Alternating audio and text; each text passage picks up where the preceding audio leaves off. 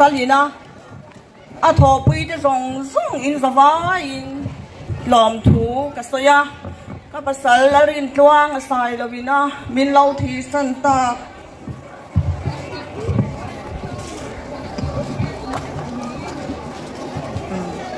ka pasal la rin tluang a sai lovina min lau thi san ta ka chuan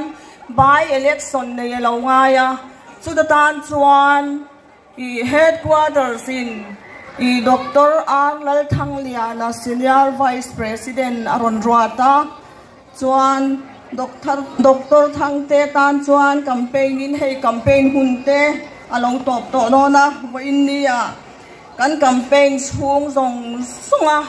min shwai tu kan pathian chunga lom thu kasaya campaigner zong te sumle pai rilru tha le zung sem tu zong sung te chunga lom thu ka soi le a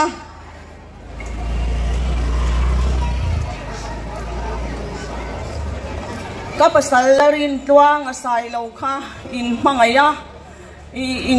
in mangai em a ani poin helai dam pabial hi a mangai em a aril ru angai tua na zong sung ka helai a hian a seng thina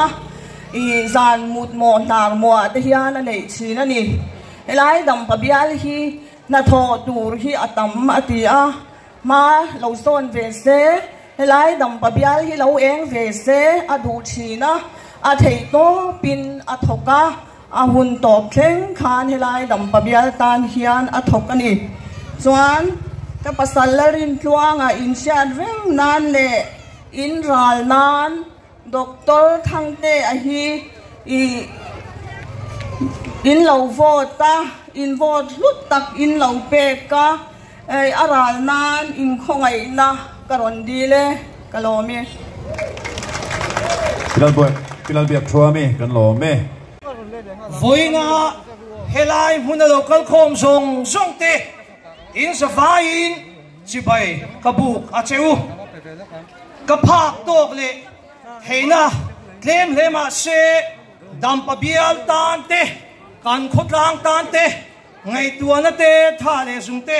nasatakin kalau seng ve to thrina kan bial huap zilai pola te le rampung huap zilai pola te suai tunin engemos kumengemos sat kalau tel ve to thrin ani mizoram mai ni lo kan bial tan hian ngai tuana kalau seng ve na sa to china tu sarkar nge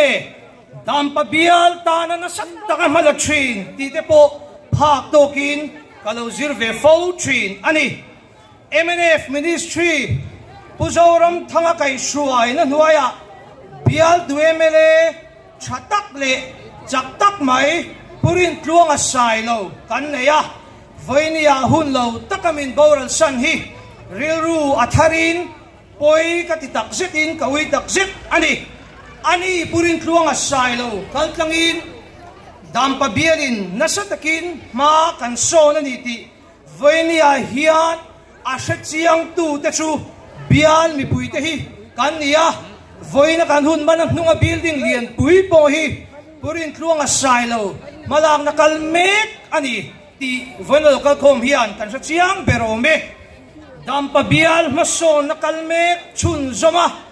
bial mason zel na tu chuan MNF party asroy tupoy mole sun hunga tak mizoram mason na nasatakake lo pen to trin zir na lamate rural development department lamate health department fisel na lam kantiate forest department lamate nasataka sunhu rong puitak long nu chia to du abik takin khovel pumin kan buai pui covid sipui hun lai poa min kai suai dan le ain pek na te zoram mi puin kan khamuan pui ziate aro pui na chuanom tak zeta chutiang mi voina ZPM party candidate nge poin social media kaltlanga afak na thua po sial Chudiang bichakle angay na siya Dr. Anglal Thangliana MNF party 10 candidate atana aron dahi dampabian mi puite kan van nei tak zit ani dam pa bial mi puite hian tunge bial mangai tu tunge kan lom ni le kan lungai ni chia that kan to nia kan thamon pui thin ti chu in so kher ngai lovin kan sevek ome kaman lo program kanaya ti lamani lo min mangai tu dik tak chu bial mi puite hian kan hei lawa kan sa chiang ber ani voinia hian ke nge po hi voin khenga min du sakna thu trong kam cha ka dong lem le maya abi takin voina kan khua west phale mi puite phei chuan du sakna ka phulo du sakna trong kam min hlan thina kalom tak zet ani tun tum election hi katan chuan politics akabul chon na chau alania dam pa bial tante zoram tante theitop chua zel turin kalu chilvedon chau ani ka thiam na te ka fit na te hi be tham le ma se kan ram tan kan bial tan theitop ka chua zel don ani tin eng political party ma hi asan pain chia aom lem lova achunga mi te azirin party chuan thil tra atin thil thalo ati mai thina ni chudiang chuan chudiang ngai tuan chuan central politics clearing Mizoram a hian Congress party kan ti mai dan chuan din chuale mai hi thil har satak ni in alanga MNF le ZPM hi tual tro party ve ania India ram politics clearing state khada tual tro party lian tak pani akal ko breng thei ngai lawani ti kan hu thino me Mizoram a po chutiang thau chuania keipuin ngun takin kathira party structure hitle in red bonatra administration tra MNF party kasumta ani he kadu thanna hi uluk le ngun thuk taka kazir fe nuwa tutluk na siam kania kati sualo po karing kat kum sang ni somni paria general election a po hian alo thendik nge karing kat ani chuwang chuan Dr. Thangte ho hian dam pa biali kum thum ba opposition bial kan ni karing lo ani dam pa bial mi kania bial masona du ber tu te zinga mi ning kan sevea chutianga keima ang boka bial masona du tu bial mi puite ton siat long nei em to angai na sia MNF party candidate Dr. Alan Thanglina kan nei kan va nei lea ama po be seina kan nei sang lea ke min du sak fo na trong kam tra umin voinia hian dampa bial ho ta thok ho sel turin bial mi puite ka song chewa in vote lutak kha Dr. Alan Thanglina lo pe cheu turin ka song chewa kan safaya kan chanrual thot chuan kan bial hian ma ason zelang ti karing kata min du sakna trong kam kha ar si nge ya lo mek turin ka nge sewani eng po ni se dam pa bial hi hunter bu demo torchlight seli ron sem te hian voile khata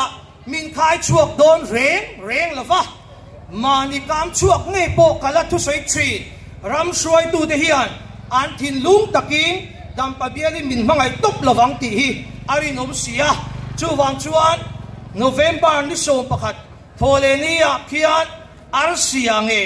lo mek cheu turin West Highland mi puile dam pa bial mi pui zong te thin lung takin ka song takzit chewani kalome